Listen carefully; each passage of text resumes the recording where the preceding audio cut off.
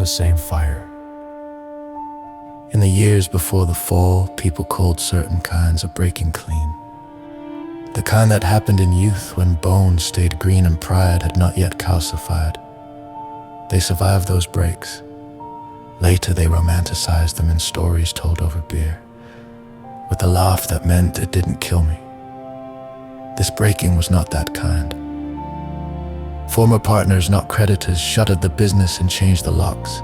The bank repossessed the house on a Tuesday morning in June, after the eviction notice had been folded and unfolded so many times that the creases were white. 3 months earlier, I had quietly sold the car to pay a school term's fees that still sat in arrears. None of that marked the abyss. I reached the abyss when I saw my son wearing shoes 2 sizes too small. Leather split at the toe because I could not afford new ones, as if it was not enough. Zessa cut the electricity and my son did homework by phone light while I was on repeat like a broken record for 6 weeks. Just this week. I will fix it next week. It mirrored the scarcity I endured at age 9. In a house with no ceiling, hearing the same whispered promises from my mother who tried but still failed to deliver. At that age of 9, I had vowed with fierce certainty to break that inheritance I swore no child of mine would learn the grammar of hunger or the geometry of shame. Yet my own collapse delivered exactly that, not fate or a cruel parent, but my own hands. This truth refused to be rationalized. It hit me deep and knocked me over with concussions.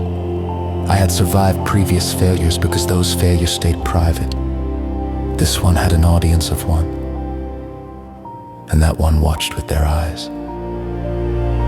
For weeks after the eviction, I reduced existence to calculations, kilometers walked to interviews, grams of mealy meal per day, dollars left after transport. I avoided sleep because dreams stayed mercifully in the past, and waking up forced me to remember again.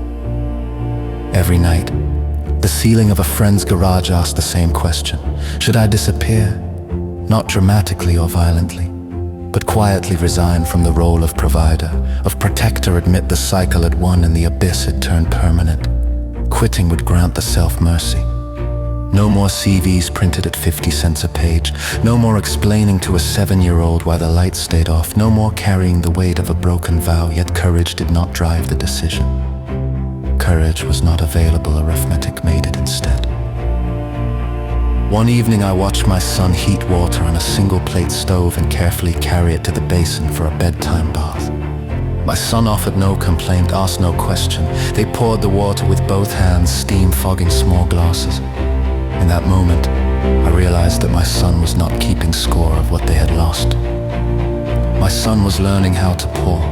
That moment revealed the great hack of parenthood, not as a slogan, but as a mechanism. A parent knocked down by life doesn't recover by standing up for themselves.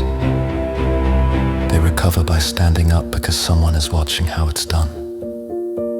Transformation did not arrive in a single victory. I did not sign a contract the next day. No investor appeared. The rebirth moved slower and duller and therefore proved more durable. It began when I accepted that I would not climb out of the abyss, but build upon it. I sorted the rubble. I apologized, not for being poor, but for going absent in the grief of it. I took work that sat beneath my old title, but above my old pride. Years later, when people told of my story, they didn't frame it as a tale of triumph. They shared it as a manual of mechanics, how a person can crumble to dust and still need to form a shape, because a smaller person uses that shape as a template. I had indeed delivered the very thing I feared in childhood, but this time, my hands refused to let it continue. I did not break the cycle by avoiding the abyss. I broke it by mapping the abyss and leaving a path out for the one who would inevitably come looking. When you hit rock bottom, remember what is done and accepted. Secondly, start to build from where you are with what you have. Never wait for a savior, because none is coming to save you. Some fires don't destroy, after all, they temper. And the metal that emerges doesn't come unscarred.